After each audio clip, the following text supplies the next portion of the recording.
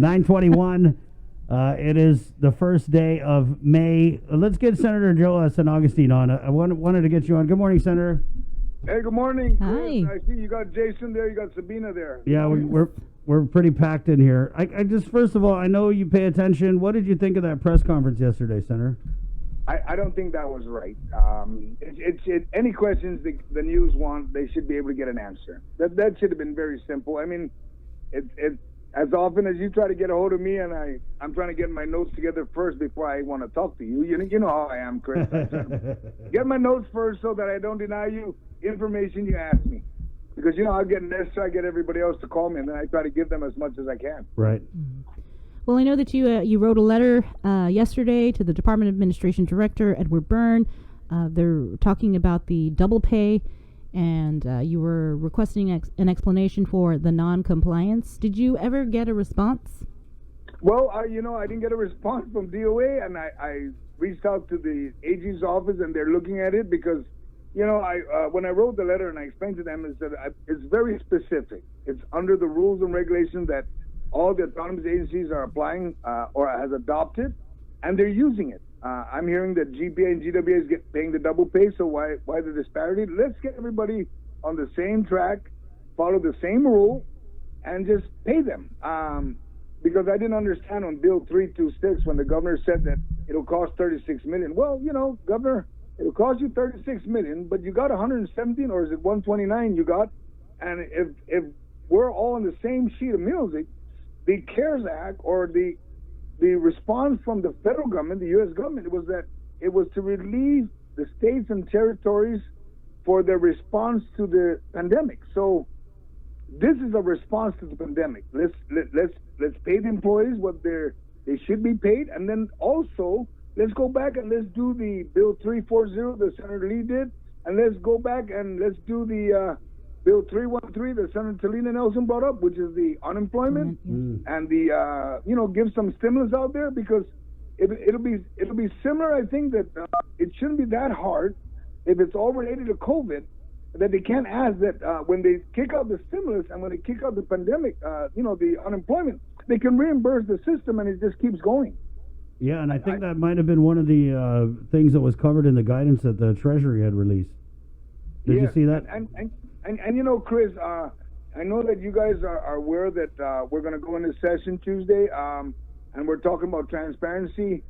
My office, the Office of Finance and Budget, been asking questions, and we haven't gotten any. So that it's like, gosh, all we wanted was transparency. If you're going to tell the people well, I got to follow my guidelines. Well, you've had a week, or did you have 2 weeks, or you know what you submitted, and if you got an approval, so it shouldn't be that hard to just follow it, and then let everybody know what's going on, because I honestly believe, Chris, that if everybody knows what's going on, everybody will be a little bit more calmer, and they won't be so aggressive, and they'll just be asking the question, well, can we get some sort of a relief?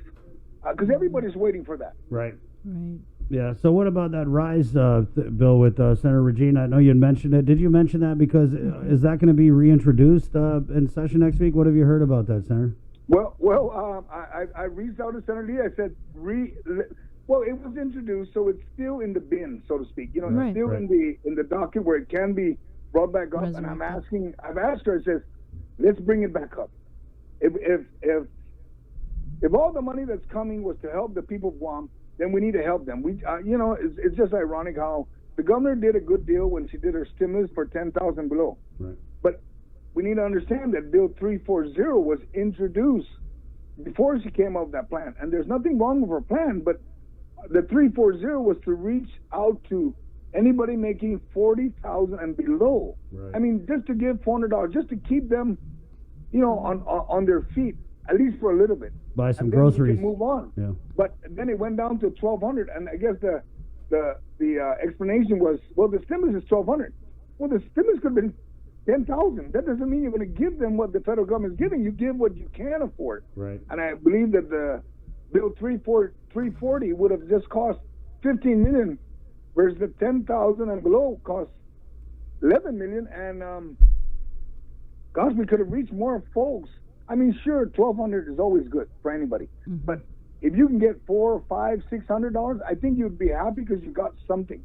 and we can work at figuring out a way how to get more out there, because if you got a line of people getting to grab and go at the schools, can you imagine how many others that don't have a right are trying to figure out how to get some of that food? Mm-hmm. Right. You know, and what's interesting is the fact that, you know, you are the committee chair on finances, right? You would think that if the speaker's not informed, you would be, in terms of where we are, where the government is financially, because you still, at the end of the day, have to come up with the budget for next fiscal year. And where are we, by the way, on that?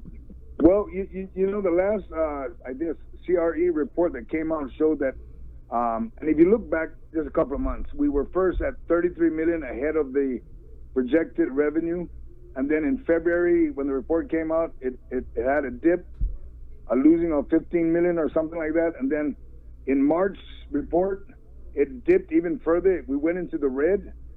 And as we're going down this road, if we reach a threshold of 3%, less than what's projected, we expect the administration to present to us a realignment budget for the remainder of the year. It may be running late for that, but at the end of the day, we're looking at already the budget for 2021. And you know, we all know the businesses have been closed with the tourism, which is, you know, we have a three-legged industry out here. We got the federal government, the military, and their employees, and we got the GovGuam, and then we got the tourism, which is the other part of the population. And if we're missing one leg, well, you can't expect the money that you projected in January, you know, pre-pandemic. The $1 billion budget? Yeah, it's not going to work. I'm very confident it's not going to happen. I'm not going to support that one. And we're looking at the numbers, and we're looking at, I hate to say it this way, but it may be less. Yeah. I'm not promoting furloughs, but I am also going to be stressing maybe a realignment, maybe a consolidation of agencies, maybe even considering just freezing the hiring. And let's get back on track so we can get on the block.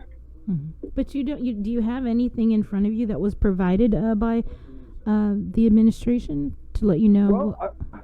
Well, you know, Sabina, what they finally provided, you have to remember that in March they were supposed to provide us the digest of their budget. Mm-hmm. We didn't get it until April. It's a month late. So we you know, our office has been reaching out to them saying, hey, you owe us some documents. Give us the documents. They finally got some of it to us, but at the same token, remember, it's pre-pandemic. It's before the virus. Mm-hmm. So for me, it's like, why don't you? I mean, we've even asked them and reached out and said, maybe you may want to reconsider resubmitting a new budget, because now we're going to a crisis. Because what was pre-pandemic is not applicable today. Right. And that's just, you know, calling it straight out. I mean, if you believe that you're still going to get the tourism to fly in October, November, December, we're hoping. So what information, what input did you have in the Road to Recovery plan? Were you able to provide any input on it? And if you on the recovery plan, you mean you're talking about their economic group? Yeah, Chalan Parayenamlu. We weren't invited. I mean, I was told by the speaker that we would be included, but that was really ongoing. And while we're looking at it on the sideline, it's quite frustrating over the legislature, where every senator is asking, "Tell us what you got," and that's the key. You know, it's like, well, sharing is caring, right? Sabina, if you share it with us, then we can care about what we need to do together as one. Right. And that's the problem we're faced with. And helping out the administration, helping out the people of Guam is something that we should all be working towards. And first, the people of Guam, because it's the people of Guam that makes the government of Guam. It's not just us.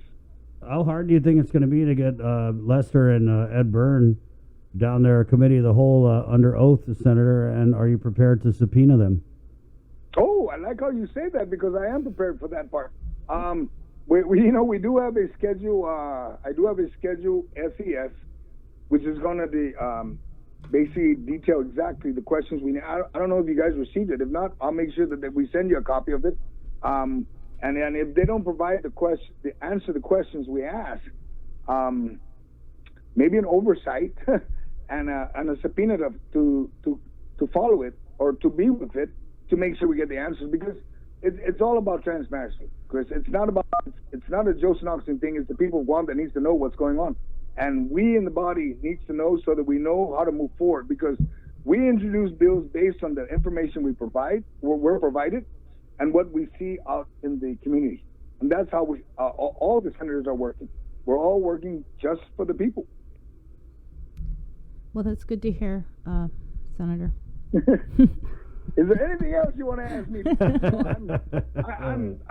Unfortunately, I know you've been calling Chris, and I apologize, but yeah, it's okay. We're here now, Senator. Whatever. Okay, we're here. Let's just keep the line of communication open, because obviously you are the point man down at the legislature with the government of Guam's finances. So we definitely want to have an open line of communication with you, Senator. Not a problem. Let's just time it right so that, and as soon as I get a response from the AG, I will forward you a copy of it without any problem. Let me ask you, so in the veto message of that COVID double pay differential sliding thingamabob, the administration the governor had said that, if you want us to pay the $36 million, we can pay it, but it's going to result in furloughs. Well, Chris, I look at it this way. Okay, it's going to cost you $36 million. You receive, 117 or 129? The exact amount, I'm not too sure. I think you can just minus it from that account because it's COVID related. Because it's not something that you would do all the time. Right, yeah. You know what I mean? I mean, this is specifically just to this event. Right. And if we can do that, great. Now, at the same token, we did get a message that there's another bill that Senator Nelson is seriously considering and removing the double pay. Well, for me, that's great. But I like to let's get over the hurdle of the rules and regulations adopted by all GovGuam, autonomous and all, that says you pay the double pay in emergency. I'm just hoping that the agencies that are recording the employees that were told to come in, they didn't come in on their own will. Remember, they were told, your administrative leave, you stay home. Everyone was told to come in. I'm hoping their timesheet is recording that they did come in. Don't present to us that, we marked them as regular pay. No. They came in. You need to have an asterisk or something on their timesheet saying, these are the folks that came in and do the double pay. Then we can move forward, because everything else on Bill 326, when she said it's going to cost money, and she may have to pursue the furlough. Well, the furlough is not something. It's not an idea that I support at all. It's all about financial management, and if you take a look at what we're dealing with, the question would be: you've declared an emergency. The federal government said we also support you on the federal disaster. FEMA comes into place. The U.S. Congress passed stimulus. Let's take a look at what you submitted. Tell us what you got and what is it for, and then let's work together. And if you have a plan, Governor, great. I'm happy you have a plan. Provide and share with everybody else so everybody can understand and get on the same sheet of music. Mm-hmm. I wanted you to, if you could clarify, I believe it was 324 that the governor vetoed, right? I'm not sure if the number's correct, but 324. 326. 326. Okay, Bill 326, she vetoed it. It had the sliding scale of differential pay, the 2015 and 10. That was enacted through executive order, correct? The executive order enacted for her to do her sliding scale. Right. And so it was included in Bill 326, which was vetoed? Well, what was included in 326 was if I'm correct, we did a combination of all the stuff. Right, including the double pay. Pay.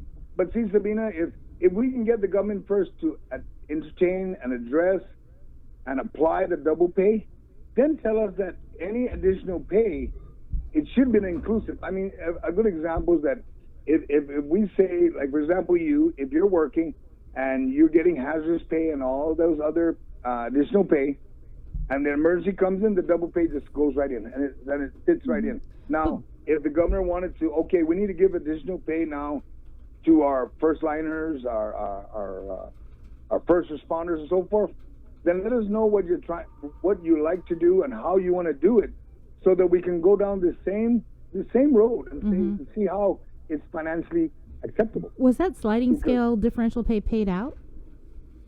Are you aware? I think it's getting paid out the next payday is what I heard. But see, Chris, why is it always the next payday? Right. It's been the next payday for how many paydays already? Yes, exactly. And remember, this didn't just start yesterday. It started a month or two ago. Right. Mm-hmm. So why don't we just get up to date? Let's get up to date with the standard first of the rule, and then you can go in and say, okay, we owe you this percentage for this. It's it's a retroactive pay, but the double pay is the standard of the rule. I mean, right. People expect it, Senator. It can't do it. So we don't know whether or not that sliding scale differential pay was paid out.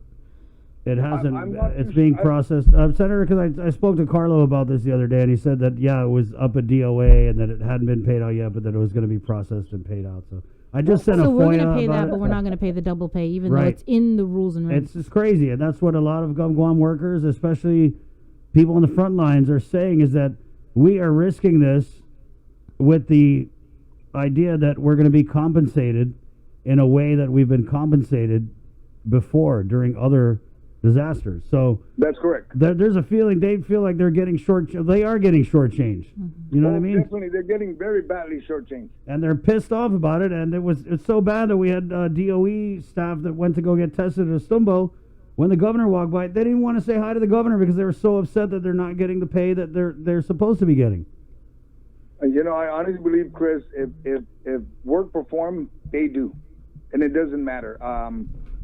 If in any business and in the government, if you call somebody in any disaster, there should have been already a plan on how to pay them and then how to fund it. And if need be, the legislature is ready to help out. If you need the authorization, we'll give you the authorization. The downtown has the transfer authority. Transfer the money you need to transfer. They did it already. They even sent us a message saying that they restored everybody that money was transferred from. Great. Yeah. Well, you still have the same transfer authority. If you need to pay it, pay it.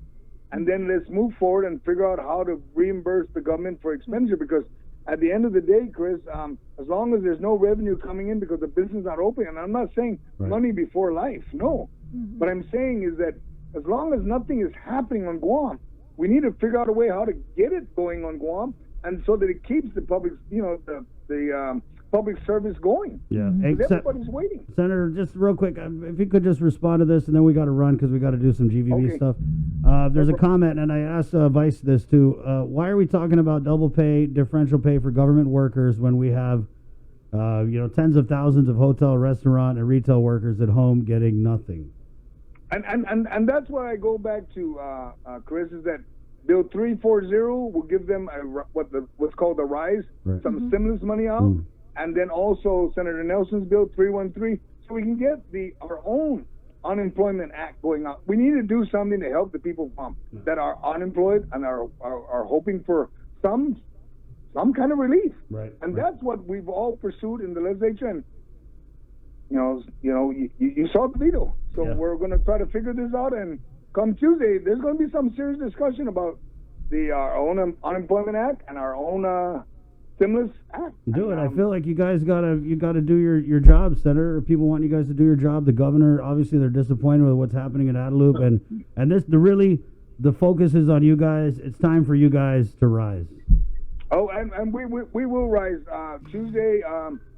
I hate to say this, but you can almost expect the transparency bill will probably get overridden, right? And then we'll move on to the additional bills because I do also have a bill 323 that talks about the Recovery Act for the small business. Right. We're going to reach out and we're going to do what we need to do, and if it keeps getting vetoed, then I guess we'll keep going in the session to override what we need to override, what we believe is rightful for the people of Guam, and we move on. Okay, How will you vote on 333? Oh, I'm going to vote.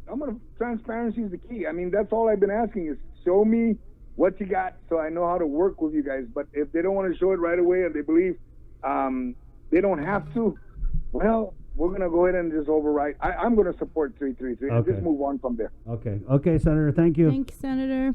All right. Okay. We'll get you on next week. We'll try and get you on weekly. We'll shoot you a day, whatever day, just to update us on the budget and the finances and all that stuff, okay? Well, yeah. It should. Hopefully, it'll be after the SES, which is on right. Yeah, May that's 7th. fine. That's Okay. fine. Okay. All Thanks, right. Senator. Take care. Okay. 9:41. Let's keep it going here and get Primo Josh from the Guam Visitors Bureau on.